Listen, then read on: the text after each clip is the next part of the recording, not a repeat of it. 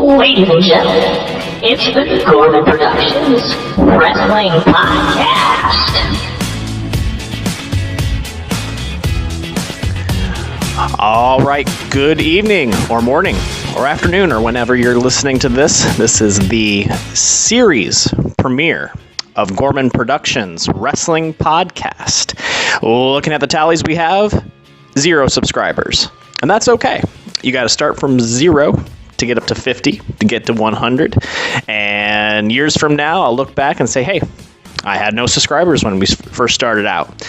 All right, so kind of roll right into this. Not going to do a lot of filler, and I also don't want this podcast to end up being a quarterback or a couch quarterback kind of a feel, or the side seat driver, because I know you listen to a lot of podcasts and people get annoyed with the whole concept of just fans thinking they could do better.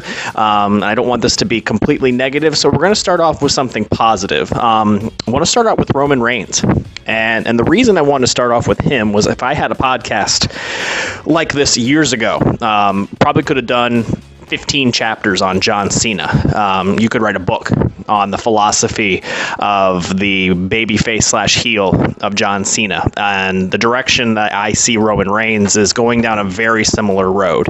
And I actually think that if they spun it a different way and packaged him a different way, that he could avoid that.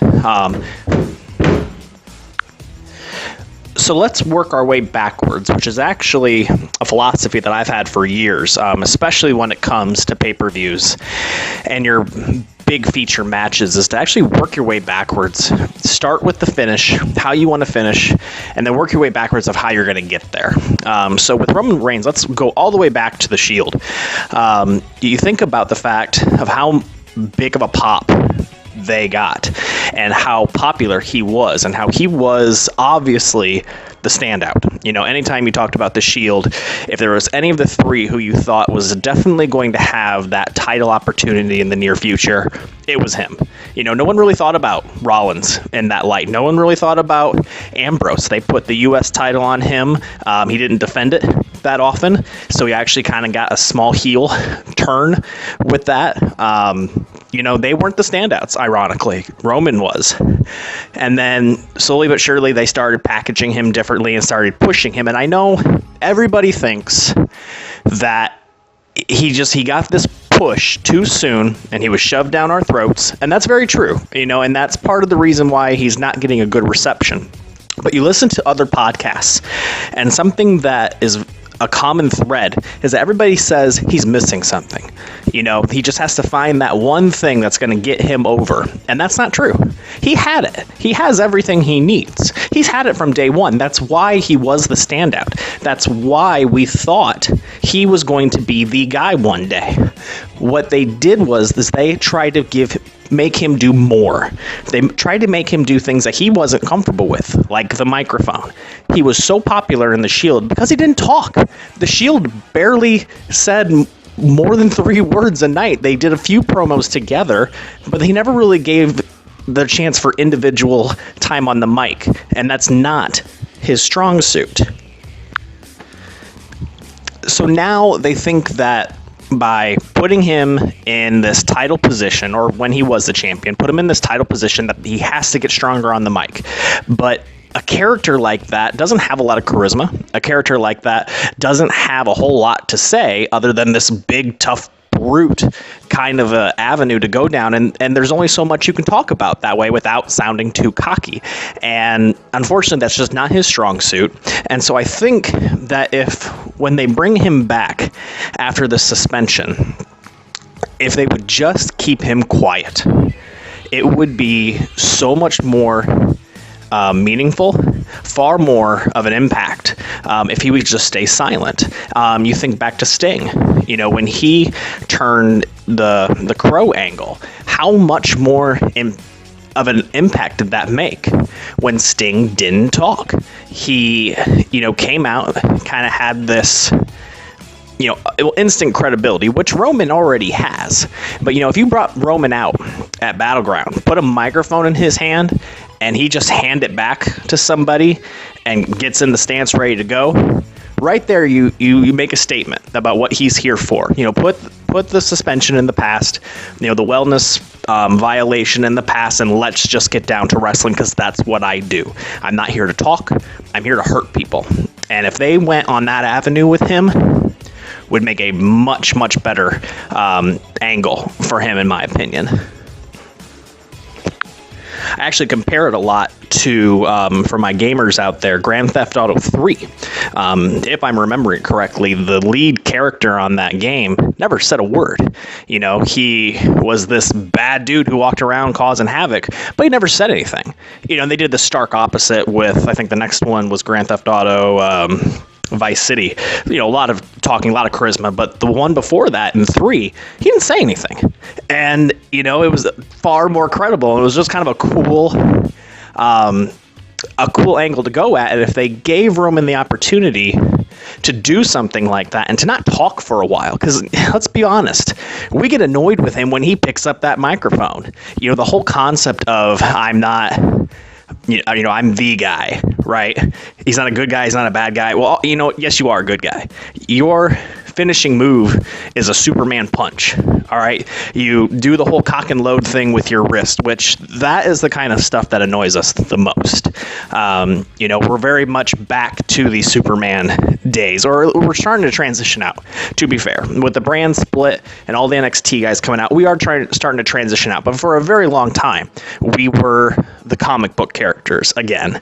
And, Roman with the Superman punch, that's the kind of stuff that irritates us the most. So if you just came out and cut all that out, cut out your promos, and just stick to wrestling, I think we can go back to the days where Roman Reigns was in our opinion, the guy. We knew he was going to come up and become the guy one day. We didn't know it was going to be this soon, and quite frankly, we'll never know when he was actually supposed to be in line for that title because of Seth's injury. Seth probably would have carried the title on for quite a long time. But his injury, put him on the sidelines, need someone to come up. At the time, we had a lot of other injuries. We didn't have a whole lot of guys coming up. And so they needed somebody. And so it was fine. It was fine for what it was. But don't know that it would have been his time organically. So here's the big question. Going into Battleground, you got your famous triple threat that, arguably should be more of a SummerSlam or WrestleMania match. However, I'm very excited that they are making these smaller pay-per-views much more interesting with matches. To have Cena and Styles at Money in the Bank, that's huge, because Money in the Bank usually is a throwaway other than the ladder match. So Battleground, usually kind of a throwaway. That somebody's not a whole lot of titles are going to change hands. So to put a match like that, something that we've wanted for years, at a smaller pay-per-view, it's a really good direction. It's a really strong direction, and will definitely help the network. I'm hoping that some of these pay-per-views, these smaller pay-per-views, I should say, are going to have this perception of you can't miss any of them, because you never know what's going to happen. Take Money in the Bank, for instance. Nobody expected Dean Ambrose to cash in. Now, to be fair, there's a lot of rumors going around that that's what was going to happen, but typically, they don't do that, because then you lose the whole, year's worth of anticipation, wondering when he's going to cash that thing in. But to me, that made a statement of saying, we have such an exciting year coming up, we don't even need it. So big question, going back. Who's going to come out of Battleground with that title? Is it going to be Roman? Is he going to get it back? Probably not. I think you'll lose your audience's attention. I think it'll be a stadium full of boos if Roman takes that thing back.